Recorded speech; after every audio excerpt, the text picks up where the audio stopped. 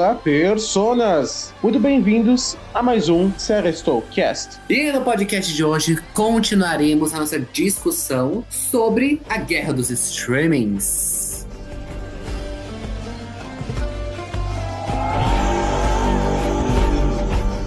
Prepare-se, amigo ouvinte, para as frases do quiz. Será que até o final do programa você adivinha de que personagem ela é? Meu nome é Frâncio e eu estou aqui por você. Digo, estou aqui emocionalmente, não financeiramente, porque não tenho trabalho e nem ideia de algum trabalho. Eu sou o Osmio, e um dia você está no topo, no outro, você é um bagaço.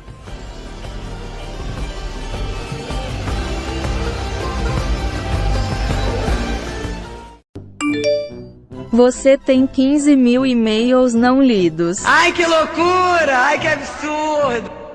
E sim, senhoras e senhores, em muito breve, vocês escutarão a nossa discussão sobre toda a questão dos streamings, sobre esse mercado, essas novidades, etc e tal. Mas, antes disso, comentaremos sobre Homem-Aranha, que foi o tema do nosso último programa. Se você não quiser ouvir os e-mails, pule para 10 minutos e 25 segundos. Justamente, então, vamos trazer aqui comentários, sobre Homem-Aranha. E se você quiser o seu comentário lido nos próximos programas e nos muitos outros que virão na Série Stow, não esqueça de mandar um comentário aqui no Série Stow do YouTube, se você está assistindo no YouTube, Série Stowcast, ou nas nossas redes sociais, @Série Stow no Instagram, ou no Twitter, ou em ambos.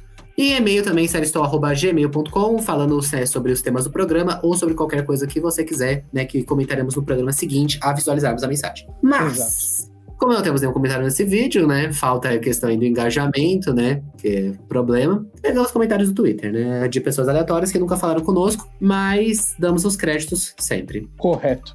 Eu aqui fiz diferente dessa vez, Franz. Eu tenho que propagar aqui um vídeo que eu sempre mando pro Franz, que eu acho sensacional. Ele já viu várias vezes, mas eu sempre mando o link. O que me despertou essa lembrança? O tweet do perfil, cenas marcantes dos filmes, jogos e séries. Que justamente trouxe aqui uma cena marcante, que foi a aparição do Demolidor no filme Homem-Aranha Sem Volta Pra Casa. Spoiler, foi muito bom. Você já sabe disso. Você que está aqui já sabe, você não vive em uma caverna. Você vive... Bom, acho que você tem que fazer outras coisas antes de escutar esse programa. Mas enfim, uma cena muito bacana, gritamos no cinema, etc e tal. E do que eu lembrei? De outra série, na verdade não é outra série, porque isso não é uma série. Lembrei de uma série, estamos todos no nosso canal, inclusive se inscreveu no nosso canal principal e no do Serestolcast também, que é Better Call Saul, que é uma montagem do Saul Goodman, para você que não sabe, o advogado presepeiro de Breaking Bad, outra excelente série que ganhou depois do seu spin-off focado nele. Estamos falando no nosso canal sobre Better Call Saul. Estamos falando sobre todos os episódios da última temporada de Better Call Saul. Exatamente, Frâncio ali, semana assim também, justamente. Falando de episódio a episódio. Que é uma montagem do Saul Goodman, como se ele fosse o advogado do Peter Parker. Sério, pesquisem. Better Call Saul, Spider-Man. É um dos melhores vídeos que eu vi nos últimos tempos. É tão bem feito e tão bom, sério. É que o vídeo tá em inglês legendado. Se tivesse em português, eu fazia a questão de colocar o áudio aqui. Mas é muito bom. Vamos comentar, que se o Saul Goodman fosse o advogado do Peter Parker, essa trama não existiria, no caso. Não, porque ele resolveria. Ele resolveria tudo, Ele resolveria até a treta do multiverso. Sim! Não, sério. O Saul Goodman é muito bom, cara. Ele é muito bom. Ele faria algum trambique lá com... Com Thanos. Ele teria impedido coisa antes. Teria feito um acordo com o Thanos, não é muito bem assim. Ele seria uma variante do Doutor Estranho, sabe? Com vim barganhar. Sim. Ele usaria essa lógica com o próprio Thanos. A anciã lá, a Rainha do Gelo, falou que o Benedito seria o melhor de nós. O bom é que ninguém entendeu o que você falou, no caso. Benedito é o Doutor Estranho, Benedict Cumberbatch, e a Mulher de Gelo é a anciã, tá? Vou explicando aí no Brasil. É que eu gosto de falar em código. Mas aí justamente diz que o Benedito seria o melhor dos doutores? É porque o Jimmy McGill, Saul Goodman, na verdade, que são pessoas diferentes, são personas diferentes da mesma pessoa, não está nesse universo. Porque se ele estivesse, era só chamar o Saul. Era Better Call Saul, justamente. Exato. Mas, no dia que estamos gravando o quê? Os e-mails, um trailer acaba de viralizar nas redes sociais por, questões contraditórias. Que é justamente o trailer de She-Hulk, né? Que tem o subtítulo de A Tornado at Law, né? Então, ok, aí, beleza. Mas o que chamou a atenção não foi a atriz, né? Não foi a trama, não foi o enredo. O CGI de centavos, né? Empregado sobre a She-Hulk. Realmente parece uma pessoa... quando você cria um The Sims, que é verde, inclusive já fizemos nossa experiência lá no nosso canal de games, que está pausado momentaneamente, mas para mim foi igual, assim. Foi realmente muito parecido. Porque tá ruim, né? Não, eu também gostaria de dar outra definição paralela. A nossa She-Hulk, da Tatiana Maslany, é a fusão de Fiona, do Shrek, Sim. com a Lu do Magalu. Sim. Eu não vejo Uma coisa horrorosa. nenhuma diferença ali. Tá uma coisa horrorosa, de centavos. Mas eu peguei aqui uma thread, que eu vou começar só o primeiro tweet, que se quiser, acompanhe @markquichato. Ok. Não foi eu que falei, é o próprio arroba dele. Marcos Gabriel, né? Ok, o que ele falou? O que aconteceu com a computação gráfica e efeitos visuais na Marvel Studios? Na realidade, isso é um problema recorrente, entretanto agora nítido para todos os públicos. Por ser um estúdio unificado, toda a produção ocorre com as mesmas equipes em empresas terceirizadas. E ele colocou aqui 4 cenas para justificar isso. Né? Ele vai continuar na thread falando que é como a Marvel tá fazendo muitas coisas, os prazos são muito apertados, não tá dando, né, para trabalhar muito bem os efeitos. E eu acho que é verdade. E as cenas que ele justifica são a própria She-Hulk, né? Ele fala da cena aqui do Andrew Garfield entrando em Homem-Aranha, sem volta pra casa. Que eu também acho meio estranho, o CGI de centavos essa cena. Eu vou falar, esse A gente filme, tava tão emocionado. acho que tem partes boas de CGI, mas tem umas partes também que, olha, Jesus. Aí a cena do caminhão lá de Cavaleiro da Lua, que eu já falei dessa cena. Isso aí é tão rápido. Essa cena, se fosse no PlayStation 2, já seria criticado. Não, Né? Seria. E a cena, essa cena que é tipo a Elina, né, de Viúva Negra ascendendo aos céus, que é um PNG de nuvens. E a luta final E a de luta Black final Widow, né? de Viúva Negra. Que ali realmente é com... Me lembrou o jogo Os Incríveis, PlayStation 2. Justamente. E ele, na Assim, thread, ele também cita Shang-Chi, etc. E o próprio... O nome disso é ganância, né? Ganância e avareza. Ganância por querer fazer tanta coisa. Teve um comentário, né, mas é que eu não lembro quem foi, desculpa, que falou, quem diria, né, tipo assim, ironia, quem diria que produzir 99 produções por ano daria ruim, né? Não, então, porque é ganância em querer fazer tanta coisa. No fim é tudo sobre o dinheiro. Quem acha que é pelos fãs ou qualquer coisa, me desculpa, é sobre o dinheiro. E outra coisa, a avareza de um querer contratar mais umas pessoas, né? Justamente, porque olha... Tem um dó de quem faz esse trabalho. Os prazos apertados. Eu acho que isso foi muito prejudicado pela pandemia, né? Todos esses exemplos são filmes, né? Menos Viúva Negra, porque já iria estrear ali muito próximo, né? Quando a pandemia começou. Mas de resto, são todos filmes que foram finalizados durante a pandemia. Então eu acho que isso pode ter prejudicado também. Sim. Né? Então, de ter menos pessoas e eles gravarem, demorar muito tempo para gravar com os protocolos e depois ter pouco tempo de pós, né? Porque tudo precisa ser muito rápido na Marvel, né? Como tá sendo esse negócio todo mês, você não pode atrasar um filme, né? É muito difícil. Tá vindo umas coisas de centavos, né? Marvel, se você abriu... Marvel não mandei nada. Disney e Kevin Feige, se vocês abrirem um pouco mais o bolso, vocês arrumam emprego pra uma galera. E não vai ter mais crítica CGI. Os CGIs da Marvel. Vamos lembrar do que foi Vingadores. Thanos. O que era aquilo? Principalmente o Thanos de Guerra Infinita. Pô, o que era aquilo? Não, vamos lembrar. Nesse caso, até o CGI Homem de Ferro 2008. O filme parece que foi feito hoje. É incrível o CGI. É impecável. Não, pega o treco de Capitão América, Soldado Invernal.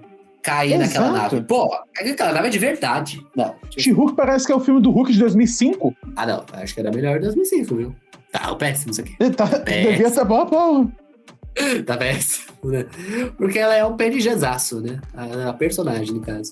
Porque assim, até o PNG de outras coisas, sei lá, do caminhão, de Cavaleiro da Lua, até beleza. Mas esse é o PNG da protagonista. Exato. Não dá vontade nem de ver a série. Miss Marvel também, eu tô com medo do que vai vir. vai ser o Once Upon a Time, que o efeito dela é a mão roxa. O efeito Vai parecer a Regina jogando bola de fogo. Mas esse eu tô interessado pela trama da série, porque se fosse pelos efeitos, realmente, o negócio tá de centavos. Mas As sabe séries que da não é? Marvel, elas estão sendo um tiro no pé, cara. Não um tiro no pé, que elas estão dando uma grana pra caramba, mas que decepção, a gente esperava tanto. Né, mas sabe o que não é de centavos? O quê?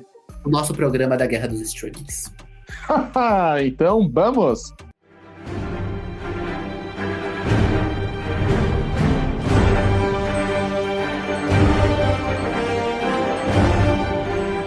E sim, senhoras e senhores, estamos aqui juntos, este ano não, dessa vez para falarmos tudo sobre a guerra dos streamings. Mas o que é a guerra dos streamings para você que chegou aqui nesse podcast, né, perdido da vida? Ano passado nós tivemos um programa refletindo como andava, né, cada streaming, justamente, né, como andava essa disputa de streamings, né? Quem estava por cima, quem estava por baixo, quem estava subindo, quem estava caindo. E aqui, mais ou menos um ano depois, nós refletiremos sobre os avanços desde então, como que anda cada streaming, e comentaremos o que nós achamos que pode acontecer aí pelos próximos meses, né, por esse próximo ano, em questão de produção, em questão de crescimento de usuários ou não, até comentando um pouquinho sobre premiações. Então, é o nosso balanço geral sobre a indústria dos streamings. E lembrando tanto que mudou no último ano, que na última vez que nós fizemos o podcast, nem existia a HBO Max, era a finada HBO Go. Exato. Pra ver como que faz tempo. Então, muita coisa mudou desde lá.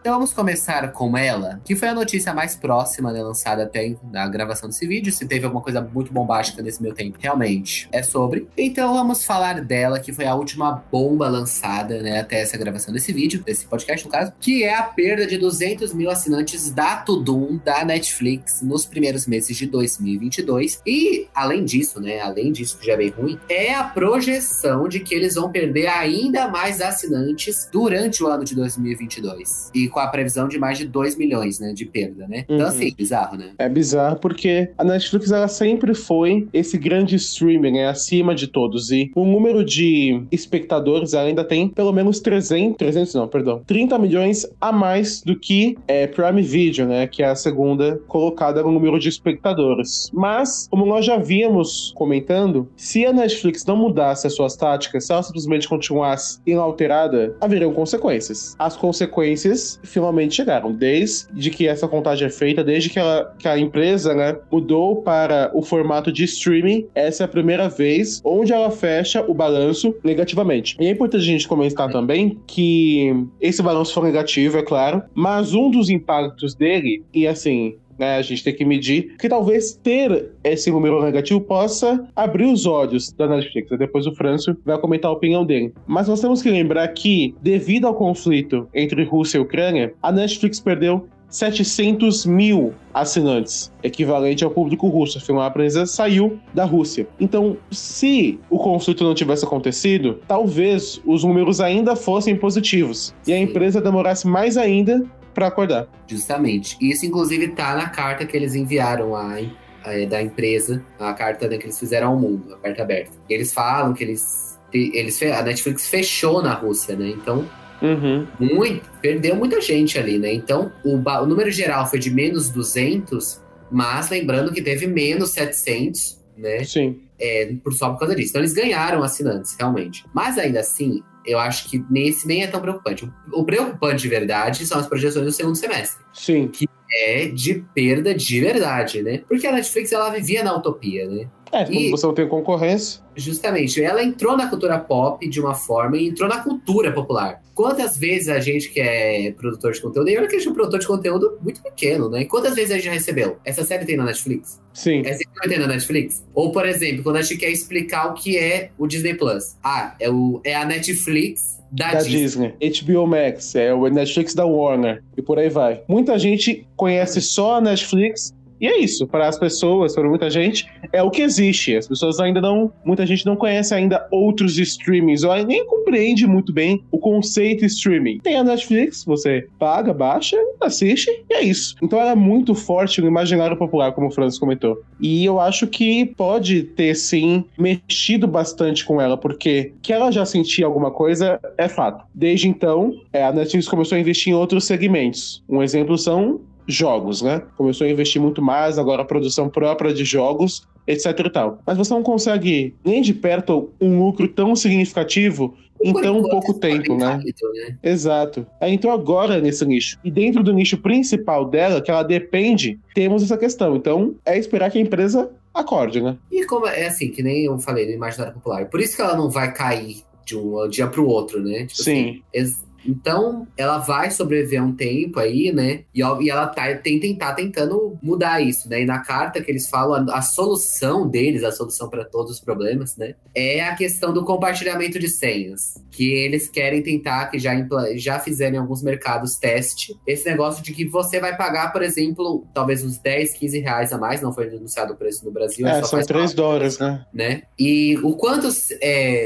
Não, me perdi. Mas que você pagaria essa quantia a mais pra usar a Netflix em um lar, né, em uma casa que não a que você pagou originalmente. Sim. Né? Então, por exemplo, se eu pago a Netflix, o Osmo, se eu dividisse com ele, eu teria que pagar mais pra usar na casa dele. Aí não sei se eles ficariam por IP, etc, ainda não foi anunciado, essas coisas, mas... Será que as pessoas vão aguentar ainda mais isso, né? Considerando que, assim, pra você ter uma qualidade de imagem satisfatória da Netflix, você tem que pelo menos pagar o plano intermediário. O plano básico de 480p, você não assiste nem no YouTube, que é de graça. Exato. Os nossos vídeos têm qualidade melhor. Justamente. Olha que a gente grava com a câmera do celular. Exatamente. Então, Não, é bom a gente comentar que mesmo o plano mais básico da Netflix já é mais caro que alguns streamings inteiros. Justamente.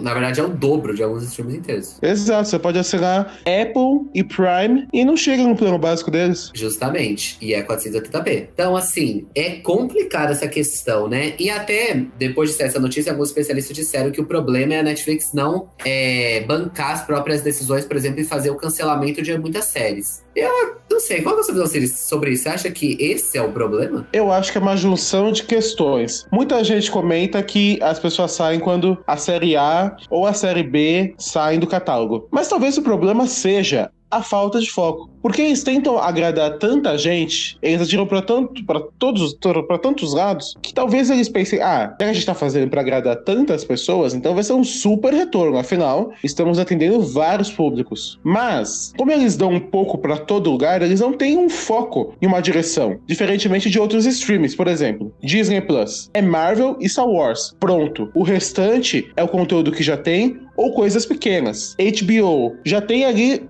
só tem as suas séries originais, beleza. Mas onde está o grosso do investimento? Harry Potter, Game of Thrones, DC. O restante vai ter? Vai ter. Mas vai ter um foco, um custo menor. A Prime também já tem mirado em coisas específicas. Mas a Netflix você vê um arcabouço muito maior. E assim, é o que a gente já tinha comentado. Eles dependem do streaming. Não é o caso dos outros, que podem ser socorridos de outros lados. Mas, como o preço da Netflix é em dólar, para muitos países começa a ficar insustentável, sabe? Eu vi, por exemplo, o PH Santos, que é muito maior que a gente, produz conteúdo na internet há anos e tudo mais. Ele mesmo não assina o plano mais caro porque ele não vê sentido em um preço desse, sabe? É mais de 50 reais, gente, o plano mais alto da Netflix. E você ainda inserir um valor extra por compartilhamento de senhas é você ser, na minha opinião, desleal com o seu público. Por quê? Você tem streamings. Assim, vamos falar de, por exemplo, HBO e Disney, que tem um preço um pouco mais próximo. São streamings com um catálogo tão chamativo quanto, para muitas pessoas, mais chamativo ainda, onde você não tem divisão por qualidade, você tem preço único, você tem também... Você pode dividir senhas sem custo extra. E, por exemplo, Disney com Star Plus, que é o combo, sai mais barato que o plano mais alto da Netflix. E são 2 streamings. Então, assim, na minha opinião, essa questão do conteúdo é um problema de foco. E o problema mesmo, é você querer cobrar mais das pessoas. Não é esse o caminho, gente. Justamente. E essa é a questão agora. Mas da onde que eles vão tirar dinheiro, né? Isso é uma pergunta. Porque eles têm um cheat, né, de dinheiro infinito até agora. É a Cersei convocando os exércitos, né? Realmente. A Netflix, ela para dinheiro da Terra. Até quando? Até quando isso vai rolar? Porque, por exemplo, se eles mudarem agora, eu também me pergunto se vai dar certo. Por quê? Se eles agora falam, vamos diminuir a produção, putz, aí você perde, sei lá, as pessoas que não são engajadas. Porque nós, que somos muito engajados em série, a gente vai atrás. A gente vai atrás. E a gente tá vendo que a Netflix já não tá sendo aquela coisa. Por exemplo, vamos pegar nosso próprio canal. Coisas da Netflix que a gente descobriu esse ano, talvez seja o streaming que a gente... Não é o que a gente menos falou, mas é um dos que a gente menos falou sobre as coisas da Netflix. Sim. Porque tem muita coisa da HBO, da Apple, da Amazon nem tanto. Estão dando esses dois principais. Aí, a Netflix já não tá se agradando tanta gente, mas pelo menos ela agrada, as pessoas não estão engajadas, que abrem a Netflix e com certeza vão ter uma coisa pra assistir. Com certeza. Isso que era o grande atrativo dela, né? Sempre ter um conteúdo novo. E se ela parar de fazer isso, ela vai perder essa galera do sofá. Talvez o caminho não seja parar, mas talvez falte uma administração melhor, porque será que não daria pra manter a produção, mas gerenciando melhor custos, por exemplo? Será? Não fazer um alerta vermelho de 200 bilhões de dólares? Exatamente, porque, sério, você parar pra pensar em um filme com um preço desse, onde você não tem esse filme, por exemplo, em um circuito de cinemas. Você não tem esse filme visado pra concorrer em premiações. Sabe, é mais um filme ordinário. E eles gastaram 200 milhões de dólares. Não dá pra você fazer um filme nesse mesmo estilo. Obviamente que nesse caso, os atores são um grande chamariz. Mas não dá pra, sabe, tentar pegar pessoas não tão caras, fazer uma produção... A produção em si já tem cara de ter sido barata. A maioria desse dinheiro foi para os atores. Precisava ser The Rock, Gal Gadot e Ryan Reynolds. Precisava torrar 200 milhões? Não precisava. E assim, a gente... Alguém precisa entrar naquela Netflix e resolver essa situação, hein? Não, porque outra coisa também que a gente, enquanto fã, costuma reclamar. Porque Stranger Things demora 2 anos. The Witcher vai ficar assim uma década pra terminar. The Crown que não chega nunca. Isso já é uma administração de custos, porque eles não aguentam lançar essas séries todo ano. Até aí tudo bem. Tem funcionado naquelas, né? Com The Witcher não tem funcionado muito, mas tudo bem. Mas será que não falta uma administração um pouco mais incisiva? Precisa do Kevin Feige da Netflix. Exato. Porque você achar que a solução é tirar mais dinheiro, desculpa, é pra agradar acionista, não o público. Porque eu quero ver quando sair no Brasil. Aqui não é barato já. É enorme. Exato. Eu estou... Nossa, eu quero estar na internet nesse dia. Na verdade, eu não quero estar, porque senão eu vou ter que pagar isso realmente, né? Então eu não quero estar, mas se eu estiver, eu vou ver, porque os memes vão ser ótimos. E a revolta do povo vai ser com sabe, facões, negócios. Lembra da última vez que o preço aumentou? Já que foi HBO e Disney abaixaram os preços na hora pra chamar as pessoas? Vai acontecer pior. Vai ter streaming 3 meses por R$1,99, eu já tô vendo. Vai ter streaming falando, nós aceitamos o compartilhamento. Não, exato. Porque a Netflix antes, ela incentivava o compartilhamento. Porque qual era o objetivo? Expansão. Vamos chegar nas pessoas, vamos invadir a casa das pessoas. E agora que ela chegou em um ótimo número, lucro. Vamos sugar. E tem uma hora que não vai dar, né? Não vai. Mas é aquela coisa, eles estão... Aí eu pergunto, que aí não sei se você sabe. Eles estão testando ainda ou já bateram o martelo? Não, que eu saiba, eles... É um mercado de teste. Que já testaram em 2 países da América do Sul, não foi? Peru... E mais outro? Chile, se eu não me engano. Isso. Que eles sempre começam com um país com uma população menor pra depois jogar pra alguém gigantesco. Vamos ver o que vai dar. Eu não sei se eles já estão nessas vias de testar com assinantes reais, se eles vão voltar atrás. Não sei, realmente. É possível. É teste, né? Porque, o preço que tem sido falado lá fora são $3. Pra quem ganha em dólar, dane-se. Mas pra quem ganha em real ou outras moedas, é realmente os seus R$9 e R$10. Então, pra uma pessoa que quer dividir com a família, por exemplo, e já paga aí os seus 40 e tantos reais, já sobe para 50. Quem quer ter, eu acho que posso chamar de luxo, do plano mais alto, já sobe para 60, quase 70 reais. Isso é quase o preço de uma TV a cabo, em um plano mais barato. Meu, isso vai dar muito erro. Vai, porque antes o objetivo do streaming, qual era o atrativo? Olha, somos baratos, você pode ver onde você quiser, quando você quiser. Mas agora tá chegando no preço da TV. Aí você começa a pensar, por quê que eu vou assinar isso? Por quê? A questão é por quê, né? Exato. Porque, na verdade, a gente sabe por quê. A Netflix, ela se colocou em uma situação que eu não sei como ela vai sair. É complicado.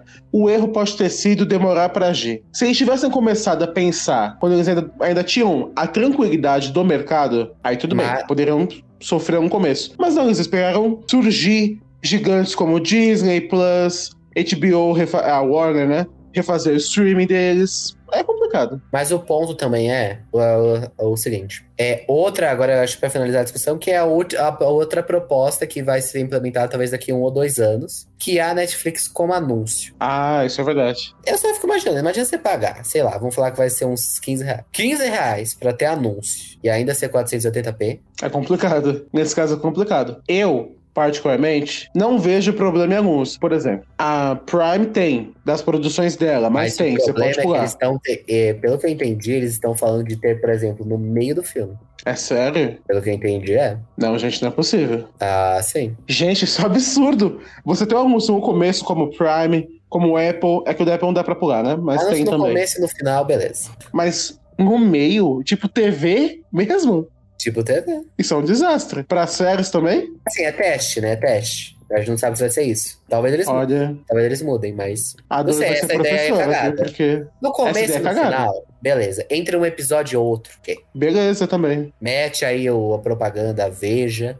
Exato. Mas no meio... Essa é uma cagada. Nossa, gente. Eu não sabia desse detalhe. Isso é horrível. É realmente horrível. Eu acho que anúncio pode dar uma ajuda. Mas tem que ser bem pensado. Mas tem que ser pensado. Exato.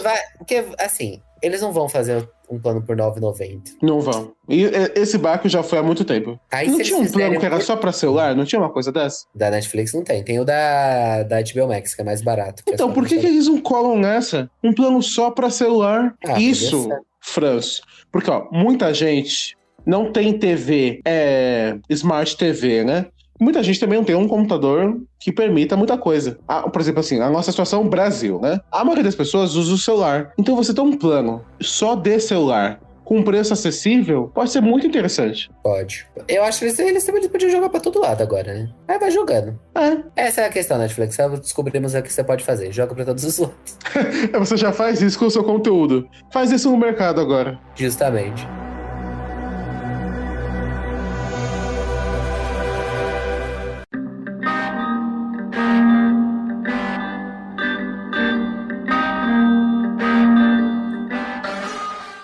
Vamos falar de outro streaming, um streaming que é certeiro em suas decisões? Vamos. Apple TV Plus. A Apple TV, ela estreou em 2019, né, com as suas 4 séries principais, né, que era The Morning Show, Servant, C e Dixon, né? Sim, ninguém dava nada pra Apple. Ninguém dava nada. The Morning Show foi a que mais, né, foi nas premiações, etc. Exato. Né? Teve uma segunda temporada cagada, mas até isso não é importante. Só que sempre foi o streaming das poucas coisas, né? Começou com 4 séries e ficou essas 4 séries durante muito tempo, né?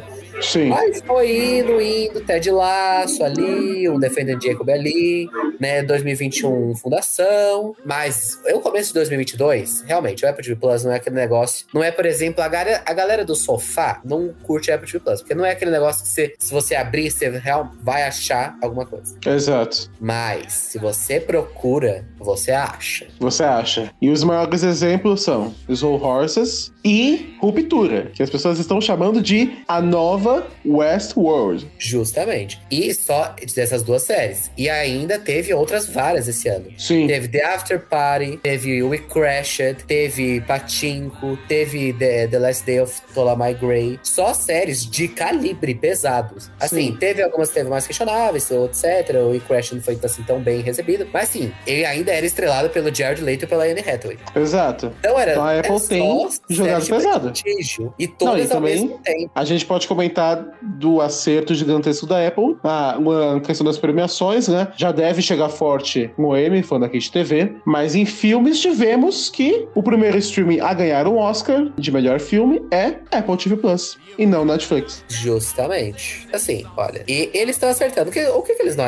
no conteúdo, eu acho que eles estão bem, eles estão focados. Então, né? Mas o problema é a divulgação de centavos. Sim, porque as pessoas elas não chegam até o Apple TV Plus. Assim, é o streaming mais barato, R$ 9,99, gente. Olha, é um preço assim, é mais barato que o Prime, né? Que é R$ 1 a mais, mas é mais barato ainda. Pode assinar os dois, é mais barato que o Netflix. Mas o problema é, as pessoas não conhecem. Ruptura é um dos poucos casos que conseguiu estourar um pouco a bolha. Mas né? Ruptura só estourou pelo engajamento do povo. Exato, porque pessoas que têm alguma relevância na internet, podemos chamar de influencers, né? Também falaram de Ruptura, porque a série é muito boa. Mas se não fosse isso, ela não ia explodir. Por exemplo, Slow Horses, uma série excelente. As pessoas não conhecem muitas vezes. Não conhecem, né? Só que quem fez conteúdo de Slow Horse? Gente.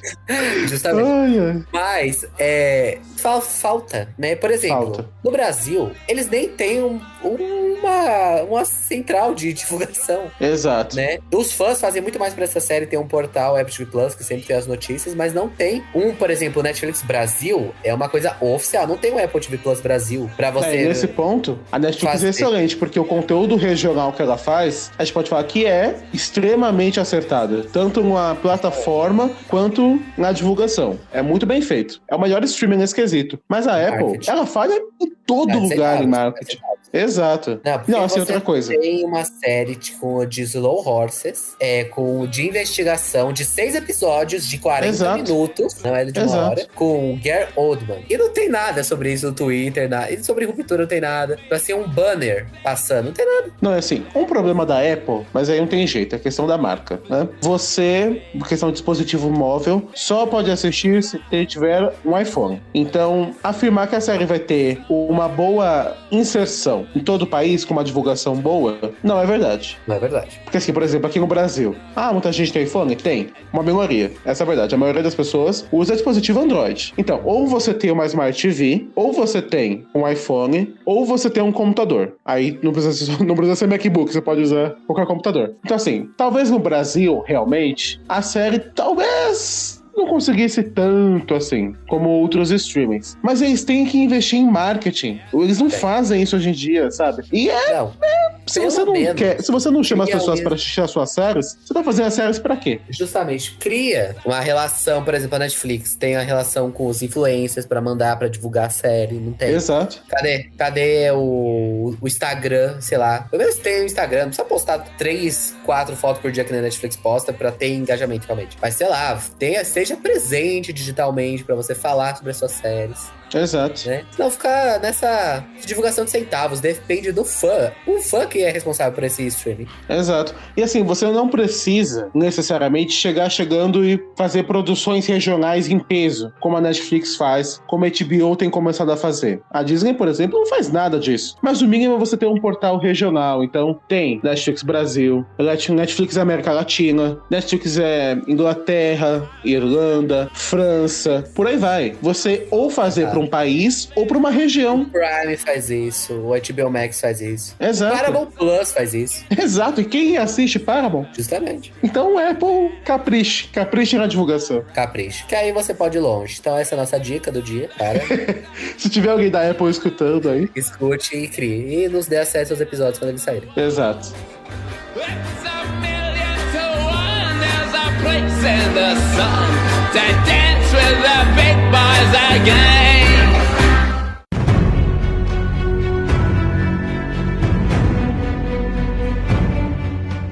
Mas então temos, né, a morte de um para o nascimento de outro. Exatamente, porque, né, HBO Go morreu, já foi sepultado, enterrado e esse cadáver já apodreceu. Graças a Deus era um streaming horrível, não tinha o que elogiar, totalmente quebrado. HBO Max, por outro lado, começou muito bem. A Warner aprendeu. A gente tem que falar que aprendeu com os seus erros. Por quê? Plataforma muito mais funcional, não é perfeita, é claro, né? Mas muito mais funcional. Preço extremamente atraente, chegou com 50% de desconto no Brasil, vitalício pra quem pegasse, faz promoções constantes, conteúdo bom, as séries originais da HBO são boas, a divulgação ainda, assim, é boa já, bem melhor que da Apple, por exemplo.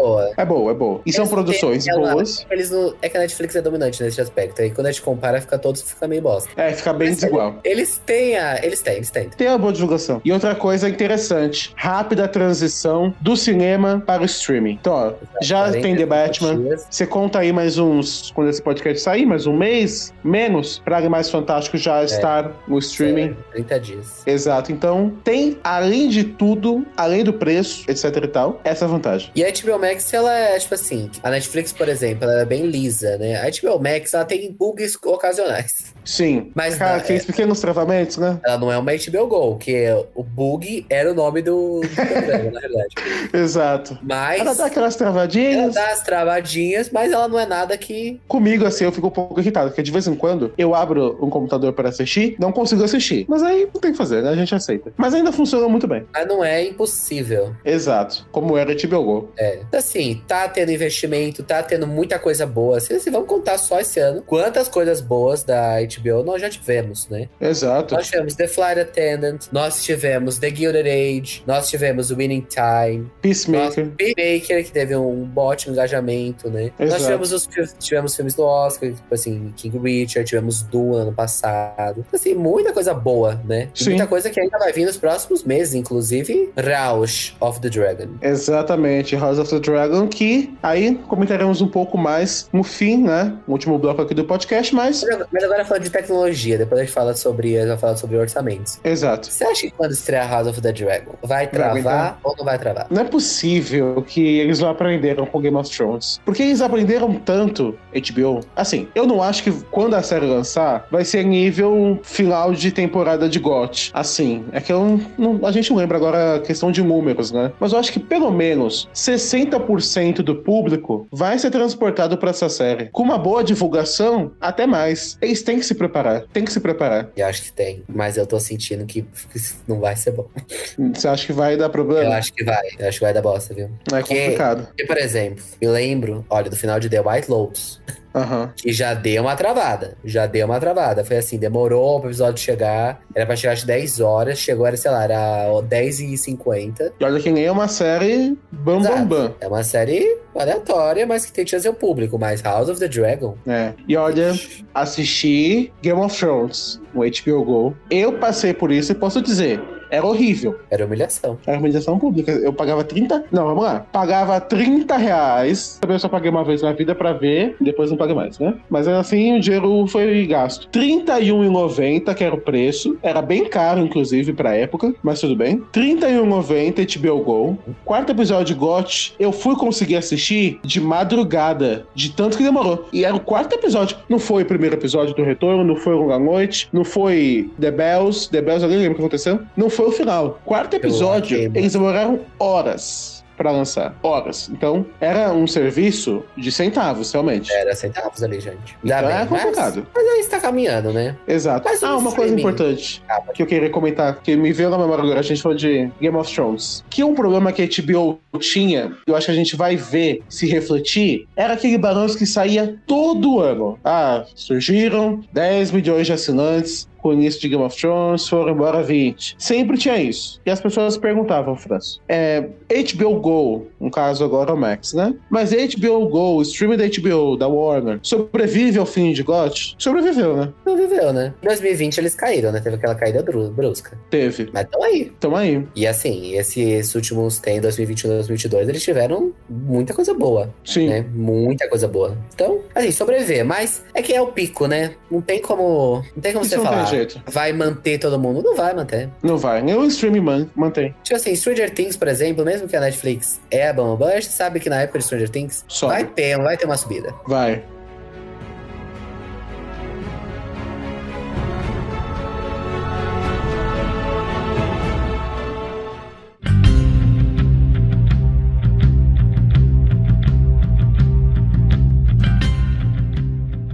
Mas, Osmio, e a Disney Plus e suas séries da Marvel e Star Wars? Disney Plus, né? Aquele super catálogo quando lançou, aquela coisa chamativa, que nostalgia, etc e tal. Nostalgia acabou, né? E é um streaming complicado. Eu acho que a nostalgia não acabou, ela conta bastante ainda. Não, conta bastante, com certeza. Que a Disney Plus só cresce. Mas é um streaming curioso, não vou falar complicado. Curioso por quê? A gente também não pode desvincular do Star Plus, né? Porque a Disney, ela te empurra aquela vida casada, né? Porque vale muito mais a pena assinar os dois do que, né?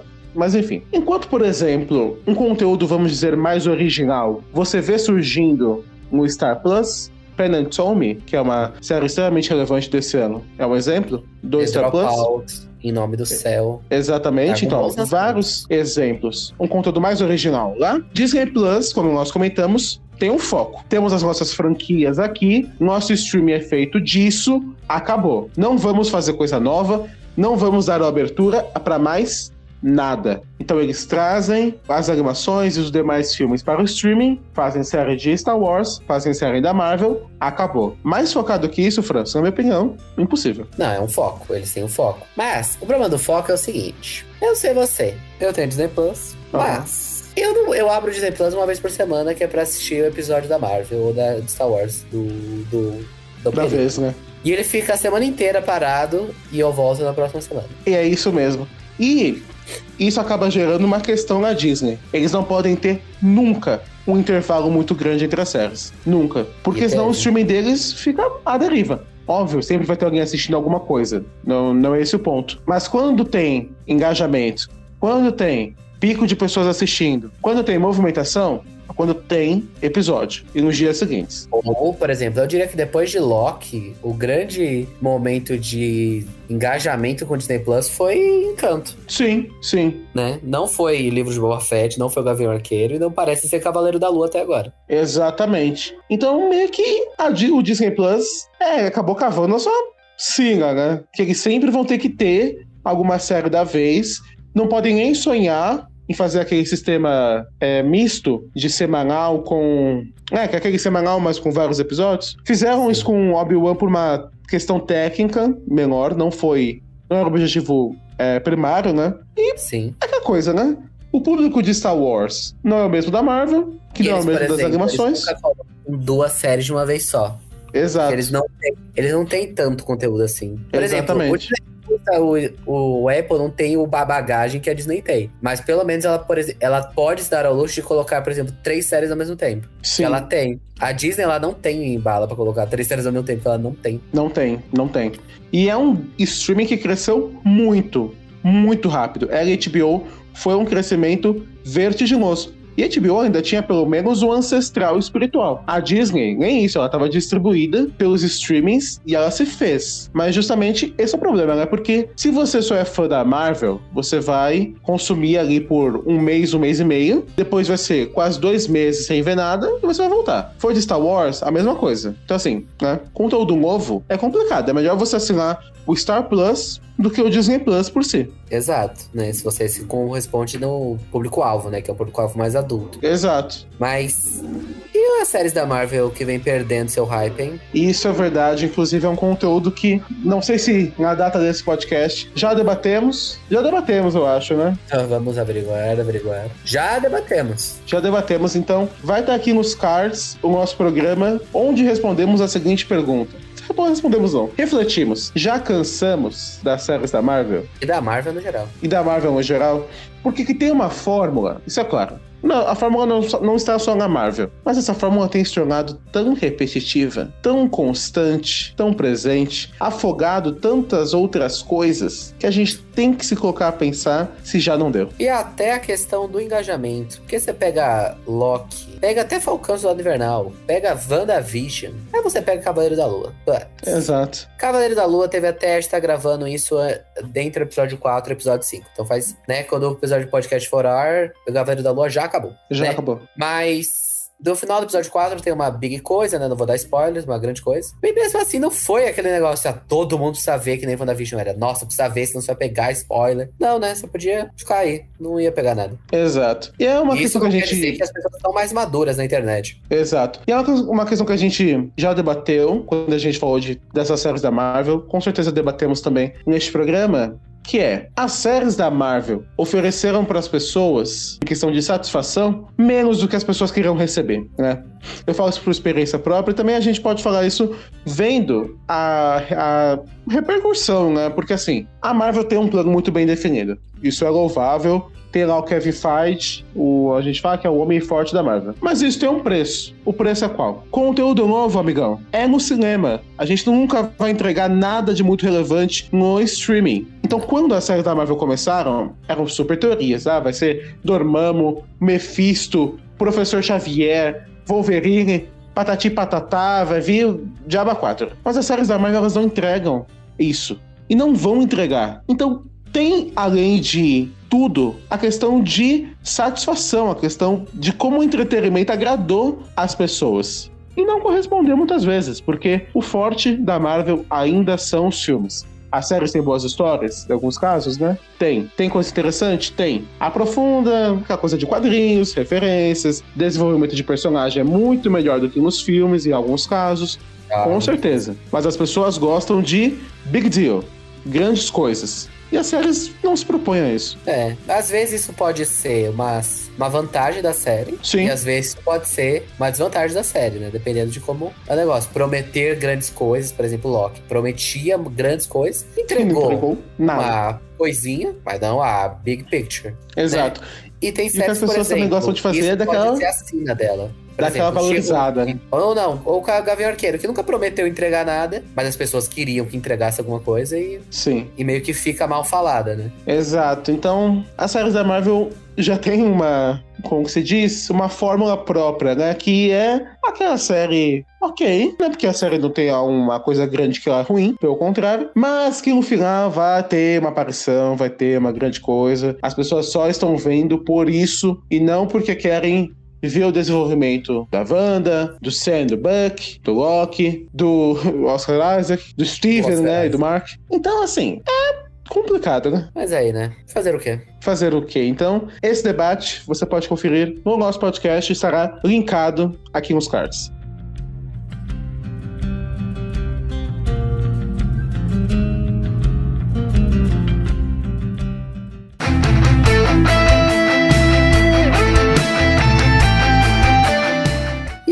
E a Sony, que ela não tem seu streaming, né? Mas ela lucra, acho que talvez até mais que esses que tem. Porque ela não tem que ter plataforma, ela não deve nada a ninguém, não tem que fazer coisa ali do que ela quer. Nada. Exato. É o melhor dos mundos, eu diria. Ela só vende. Exato. Porque tem esse ponto. A Sony fez um acordo assim, olha, de camarada, com vários streamings. Ela não tem que ter lealdade a ninguém. Então, ela lança os filmes dela no cinema, lucra milhões, e depois de um determinado número de dias, vai indo pros streamings. Ah, vai tudo ao mesmo tempo? Ainda tem o pulo do gato. Ela lança primeiro em um, depois vai pra outro. Ou seja, debaixo dos panos, com certeza, quem dá mais leva antes. Normalmente, quem tem dado mais é o Warner, porque vários filmes da Sony têm chegado primeiro no HBO Max. Então, assim, nós tivemos vários desses casos onde chegou primeiro em um, depois chegou em outro, né? Homem-Aranha, por exemplo. Nós tivemos, por exemplo, Homem-Aranha justamente, vai ser lançado na HBO Max.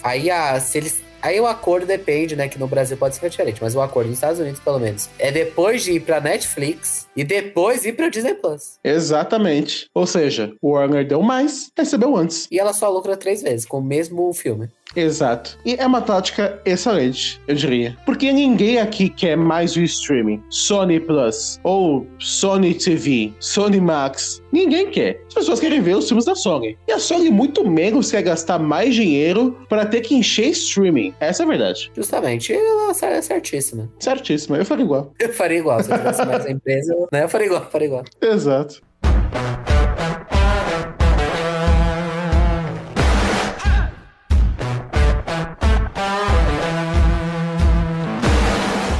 Mas e o nosso último, né, que é o segundo em número de assinantes, é a Prime Video. Exatamente. E aí? Prime Video... Eu tô sentindo que ela tá meio underground. Como sua série Underground Rebuild, ela tá meio underground. Exato. Tivemos algumas coisas boas desde o nosso último programa, né? Vox Machina, por exemplo. Mas a uma Prime... grande série que não foi tão boa. Exato. Do tempo. Exatamente. A Prime, ela realmente é bem focada. Mas esse é o caso que a gente pode comentar que é focada demais? Sei lá se eles têm foco, viu, também. Porque, ó, assim, esse ano eles vão ser bem melhores do que ano passado, porque eles vão ter The Boys e vão ter Senhor dos Anéis, daqui a pouco a gente vai comentar mais sobre.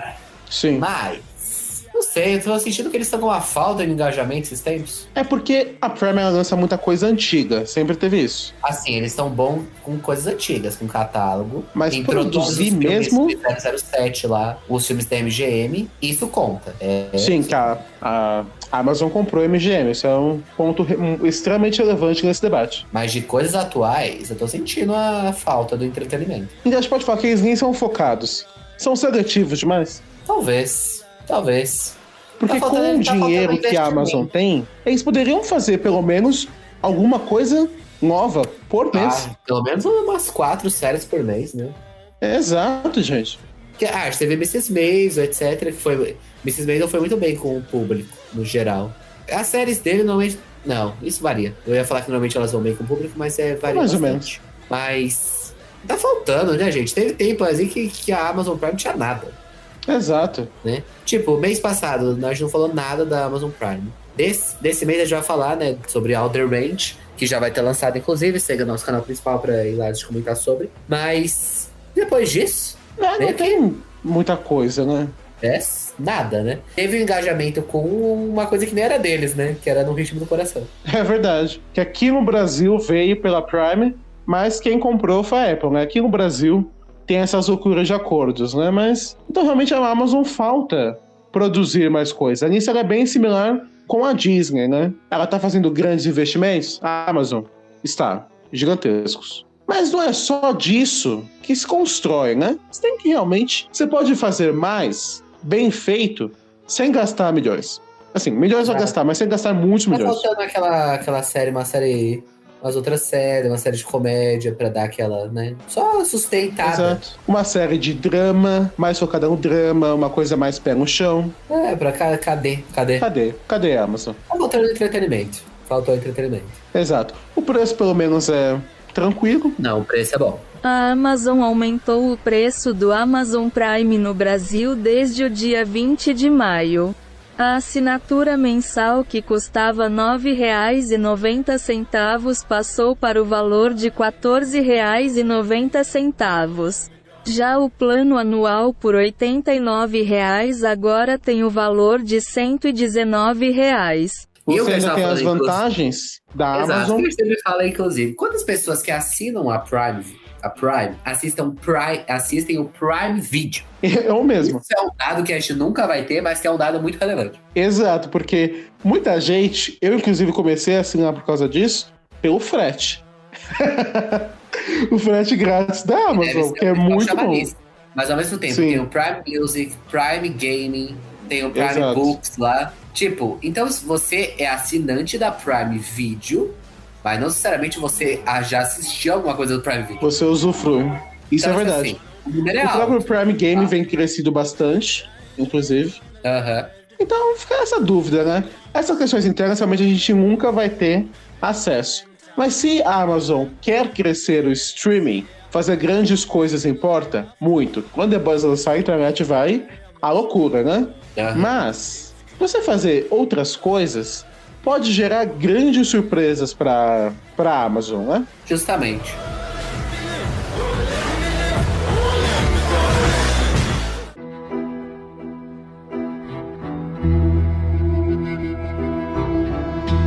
Agora já vamos falar de grandes coisas. Eu já vou puxar para...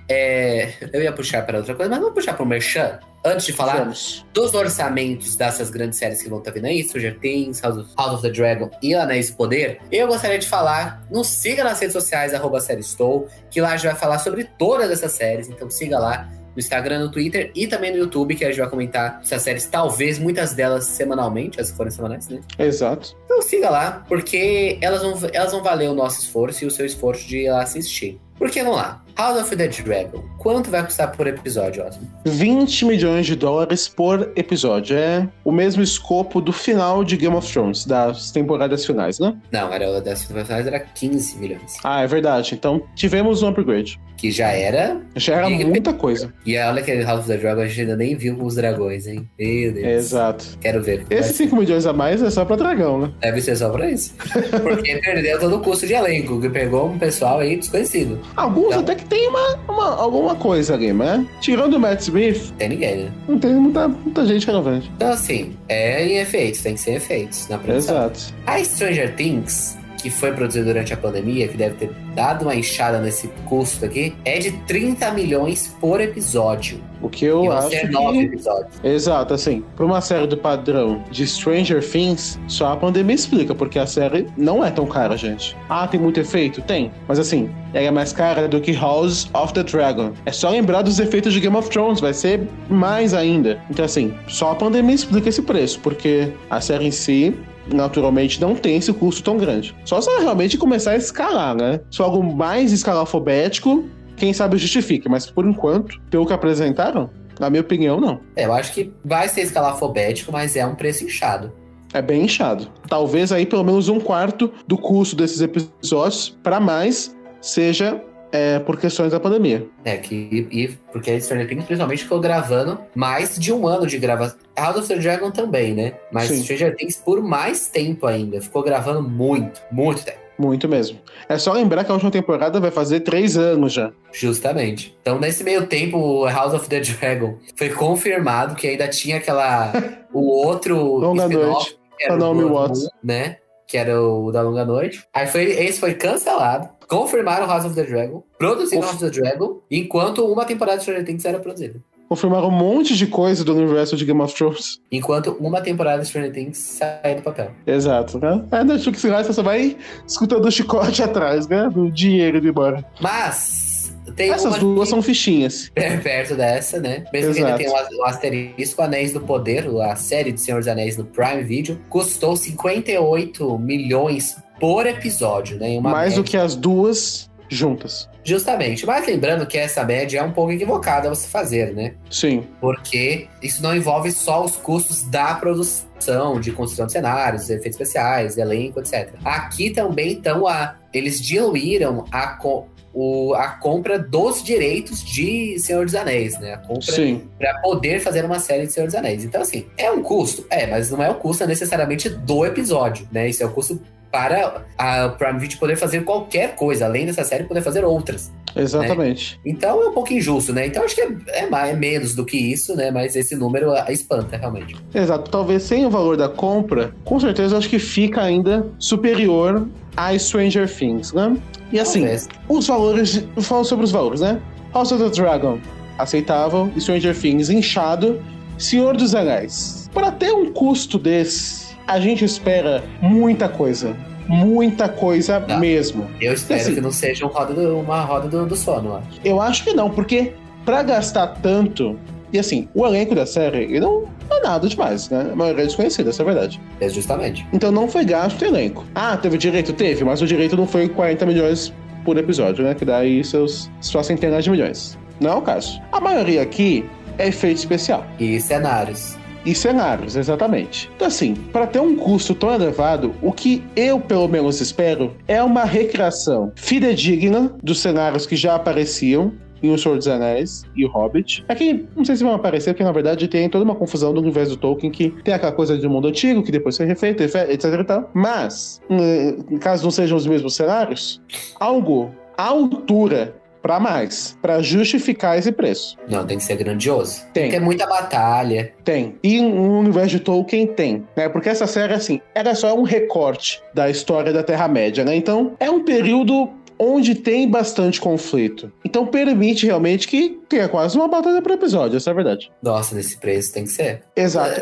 Não pode ter episódio bônus, né? Essa série. Não pode. Tem que ter alguma cena de ação, alguma coisa. Mas uma coisa que eu queria comentar, Franz, que, e novamente Game of Thrones serve como exemplo disso, gasto não é qualidade. Então essas séries podem gastar 1 bilhão por episódio, se quiserem. O roteiro, ele não é o menor dos gastos, realmente. Exato. E é um dos mais importantes. Mas é o que mais importa. Exato, porque você atura ver atuações que não são, né, não é de cinema, atuações ok. Você aceita ver efeitos ruins, essa é a verdade. Aceita a fotografia de centavos. Aceita ser uma trilha sonora, qualquer coisa, se for um bom roteiro. Justamente, isso que isso segura a série.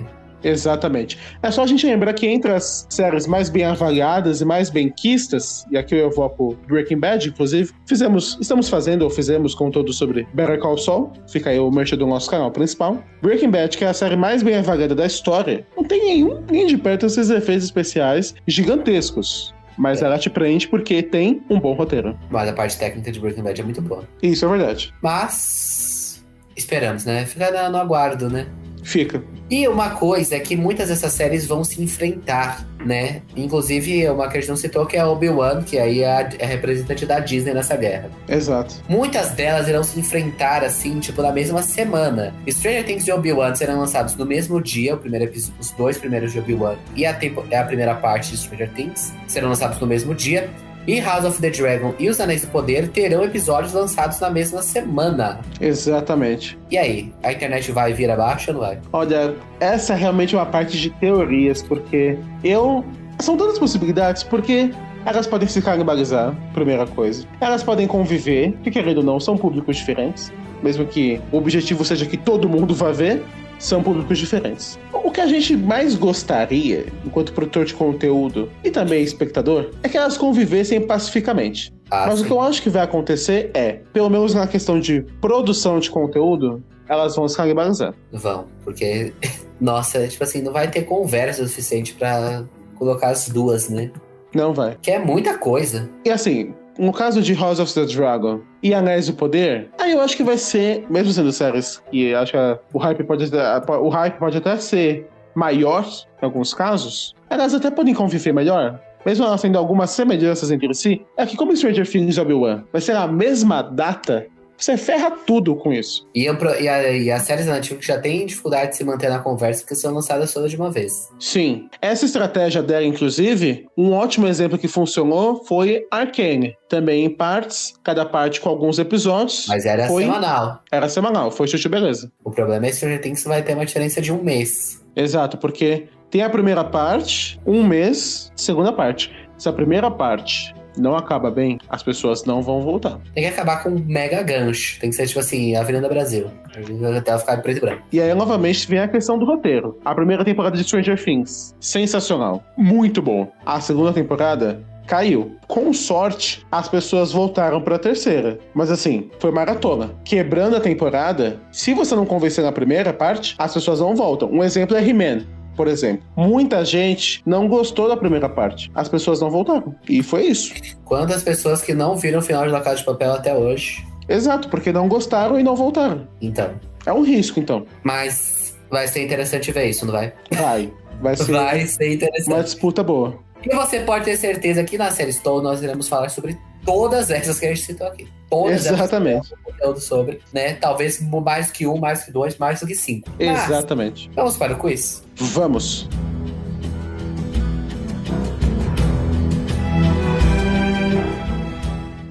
E agora, o quiz. Pergunta que vale R$1 milhão. Não consegue, né? A minha frase no início do programa foi a seguinte. E você tem que adivinhar de qual produção que está nos streamings pertence essa frase lançada, né? Eu estou aqui por você. Digo, estou aqui emocionalmente, não financeiramente. Porque não tenho trabalho nem ideia de algum trabalho. O meu chute é que essa frase é da série The Flight Attendant. Você é um merda, realmente. Você Essa quem falou, isso? foi a Eng. Foi nos últimos, acho que no segundo episódio dessa temporada.